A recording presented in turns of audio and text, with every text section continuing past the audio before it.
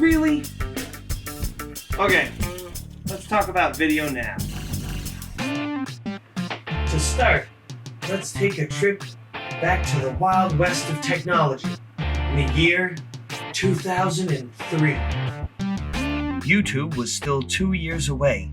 The internet was just beginning to take over our lives as computers found their way into more and more homes, and Netflix was still in its infantile form, dealing with DVDs through the mail, not offering streaming yet.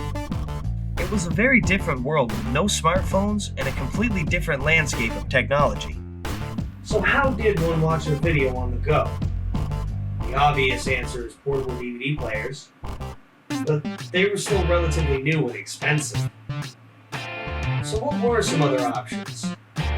Well, around this time, you had Mattel's Juice Box in 2004, Game Boy Advance Video, which was also released in 2004, and what we're here to talk about today, the VideoNow player. It was released in 2003, so it was one of the first on the market. It was made by Hasbro under their subsidiary, Tiger Electronics, of whom you're more familiar with from their handheld games. Already starting off on a good foot. The discs themselves are called PVDs, which should seem a little familiar. It stands for Personal Video Disc. That's right, we're talking CDs again. Although these are a little smaller at 85mm for the black and white discs, and 107mm for the color PVDs, versus a standard CD's 120mm diameter. That way you can't pop one of the color discs into a black and white player, or pop a regular CD into any of them. Although the black and white disc will play fine in a color model and up. There's also a couple special discs made for the XP model only as well. They also have a unique system for getting the video on the disc. The video is stored in one of the audio channels, meaning that it only has mono sound. And that brings us on to different models in my collection. We'll start with the original 2003 black and white version. It looks like a CD player with a little monochrome screen placed where the track list would be. It even has skip buttons, as well as a play, pause, and stop button. The stop button functions as an off button, and the play pause button turns the system on. Though there is a light accessory that I didn't buy but had back in the day, so I know it has a glare problem. The system has a headphone jack and a slider for volume, as well as a second slider for the contrast, a necessity for the tiny pixelated black and white screen. I have a total of 7 of the black and white discs, and all of them are Nickelodeon cartoons, which isn't surprising as there was a lot of Nickelodeon cartoons in the original library of black and white titles. I have 4 Fairly Odd Parents discs, 2 SpongeBob discs, and 1 Jimmy Neutron disc. They all contain 1 episode of the TV show, usually split into 2 segments. The disc only holds roughly 25 minutes of video, and since there are no commercials to fill that space like on television, the extra space on the disc is usually filled with advertisements for other disc packs and cartoons at the end. In pursuit of portability, a lot of features have been left out. The videos play at about 15 frames a second or so. Well, who needs frame rates anyways? That being said, I was surprised when I revisited this thing that I could actually tell what was going on when I watched it. The screen is surprisingly sharp for what it is. Not really much more to say about this model, other than its lack of skip protection, which means it's pretty much useless on a bumpy drive. Though, I think that's a problem with all the models. A year later, they released a revamped model that had color, a slightly bigger screen that was backlit, and a different design, but kept it pretty much the same. The model I have is actually a Color FX model. The only difference between this model and a standard color model is the translucent colored shell. The Color FX model was released a couple years later in 2006, and was the last model to be released. The buttons on this model are moved around a bit and are more pronounced, as the whole screen pops up in this model when you put the disc in as opposed to being part of the backplate in the original. There's still a volume and contrast slider and a headphone jack, as well as a new addition, a 4.5 volt power port. On the black and white discs, just as in the original player, it brings you to a menu first, similar to a track list on a CD. However, color discs start up automatically when you press play. Black and white discs are also cropped a little bit to fit the screen better. I have 3 color discs, and one of them you'll notice looks a little different, as it's a disc that was made for the next model we'll end up talking about and has some interactive features on it, though it will play on a regular color model with little issue. It just won't have access to the interactive features, as this model lacks the buttons required to do so. The disc is Superstars of the NBA, and the other 2 colored discs that I have are both episodes of The Amanda Show. The screen is still pretty crappy, and there's a whole lot of ghosting on the system, but there was a fair amount on the original too. I think the color actually makes the faults stick out more, and its low quality is just that much more apparent. I will say that during slower and smoother shots with less going on, that it does work pretty fluidly, even if it's not that often, and the screen is pretty good quality for the time. Not much more to see here, so again, we'll move on. But before we do, I can't help but mention the VideoNow Junior, which came out in 2004 at the same time as the color launched and was branded by Play School. It was aimed at a much younger age group and had a lot of preschool shows for it. The discs themselves for the system were flexible to withstand use from small children.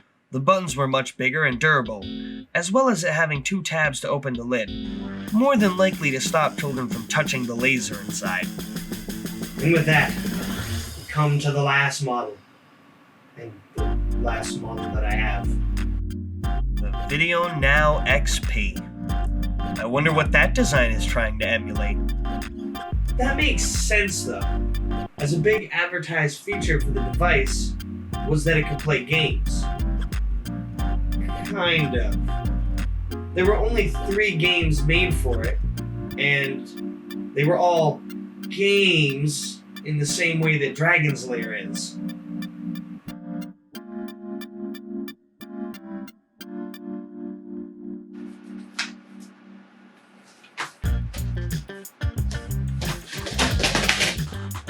Nice.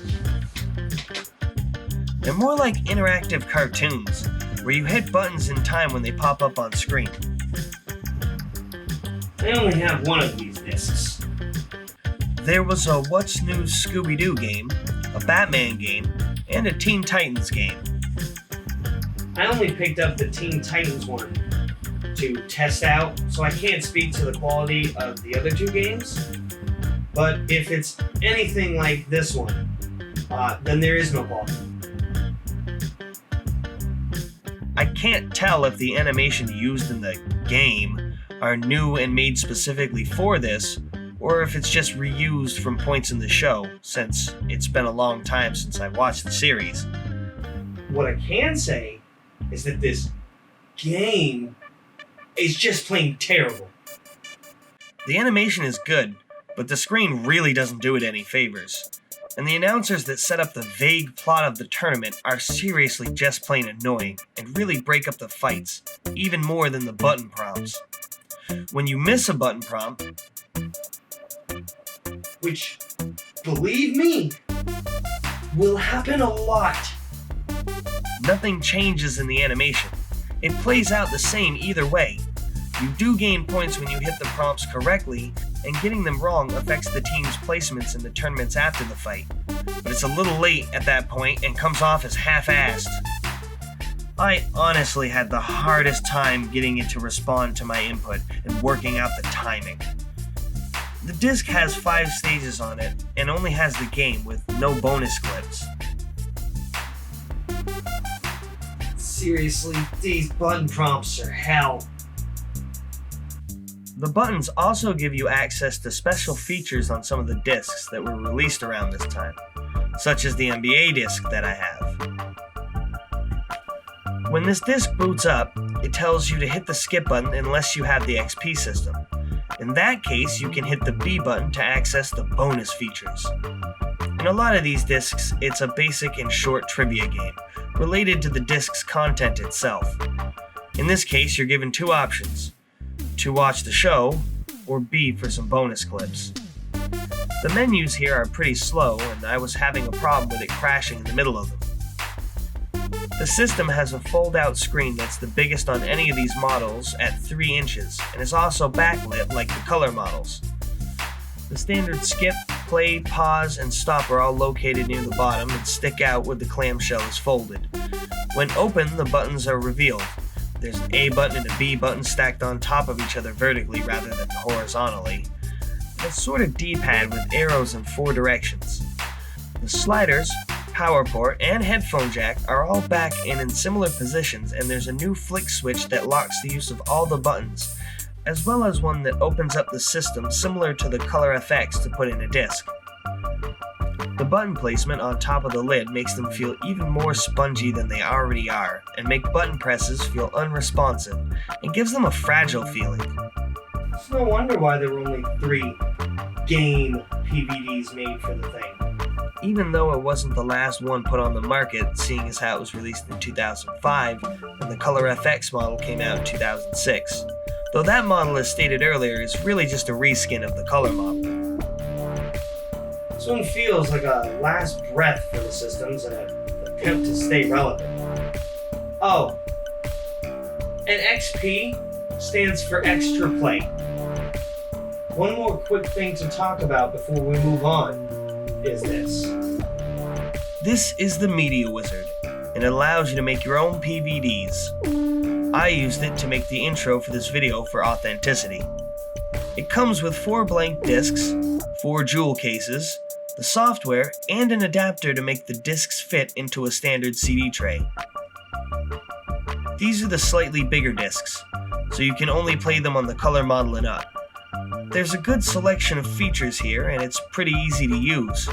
You can add videos and order them on the disc, though since you only have so much space on these discs, some files need to be broken up over multiple discs. You can also make discs with pictures and music. You'll have to choose whether you're making a video disc or one with pictures and music first. That's a bit crazy, right? I mean, the thing's already a glorified CD player. And if you just go ahead and put music on it, you defeat the purpose of the entire device. You can modify certain models of these systems so that you can put regular CDRs in them with your own compressed videos, which gives you more space at about 42 minutes of video, though this takes some careful snipping and gluing of the system itself. Now, I used one of the blank discs I have to make the intro and get footage of the software in use.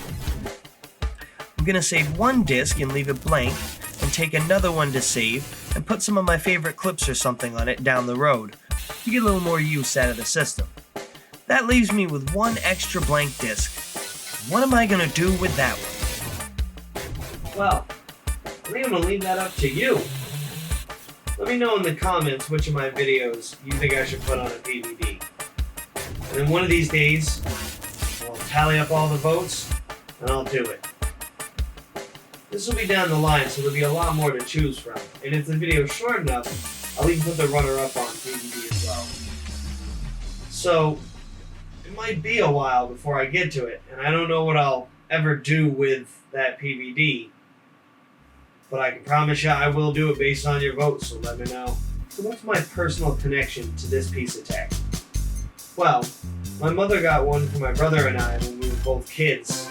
She got one of the black and white ones. In fact, she got the whole shebang.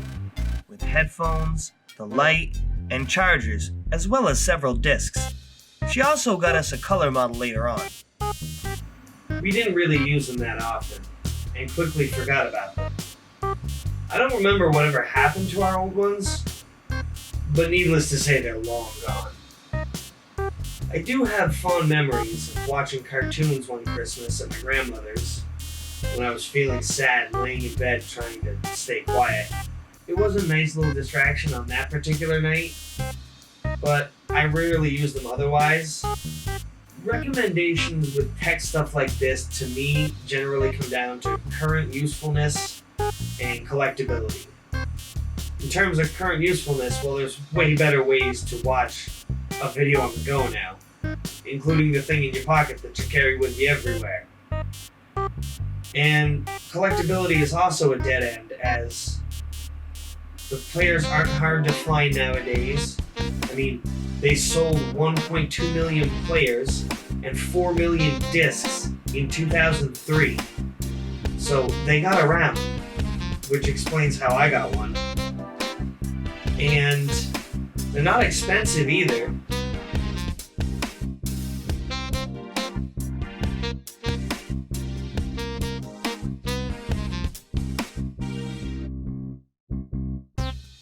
Unless you're buying a whole collection. It's a neat piece of portable media history, and about as 2000s tween as you can get. Some models more than others.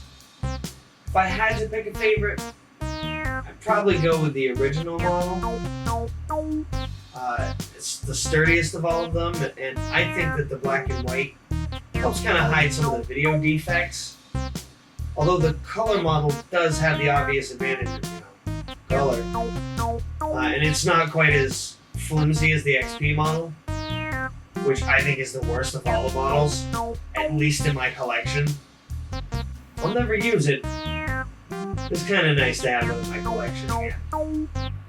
Thank you for tuning in and listening to me go on about a weird CD video player I used to have. Hopefully you learned a little something about the crazy portable media landscape of the early aughties. You know the deal, subscribe, like, all that shit down there. And I'll leave you with a little bit more of that VideoNow-ized footage. Have a great day, everyone.